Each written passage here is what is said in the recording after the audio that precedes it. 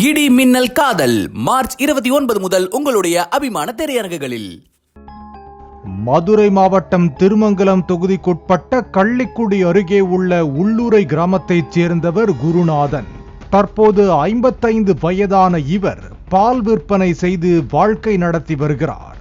குருநாதனுக்கு ஏற்கனவே திருமணமாகி குழந்தைகள் உள்ள நிலையில் இரண்டாவதாக மகாலட்சுமி என்பவரை திருமணம் செய்து அவருடன் வாழ்ந்து வந்துள்ளார்.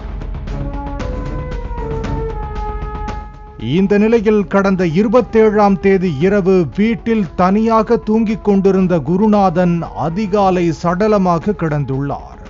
குருநாதனின் மகன் ராமர் தனது தந்தையின் இறப்பில் சந்தேகம் இருப்பதாக வில்லூர் காவல் நிலையத்தில் புகார் அளித்தார். உடற்கூறு ஆய்வில் உயிரிழந்த குருநாதன் கழுத்து நெரித்து கொலை செய்யப்பட்டது தெரிய வந்தது. இதனால் சந்தேகமடைந்த போலீசார் இரண்டாவது மனைவி மகாலட்சுமியை விசாரித்தனர்.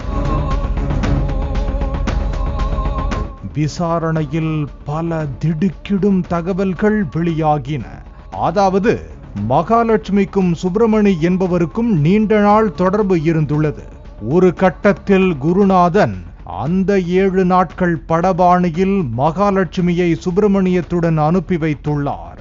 ஆனால் சுப்பிரமணியத்துடன் கருத்து வேறுபாடு ஏற்பட்ட நிலையில் மீண்டும் குருநாதனுடன் மகாலட்சுமி சேர்ந்து வாழ்ந்து வந்துள்ளார். அப்போதும் ஒழுக்கமாக இல்லாமல் மீண்டும் மகாலட்சுமி சுப்பிரமணியை வீட்டுக்கு வரவழைத்து தனிமையில் இருந்துள்ளார். இதை கண்ட குருநாதன் கண்டித்துள்ளார். இதையடுத்து குருநாதனை சுப்பிரமணியம் கொலை செய்துள்ளார். தொடர்ந்து இருவரும் கைது செய்யப்பட்டு மதுரை மத்திய சிறையில் அடைக்கப்பட்டுள்ளனர்.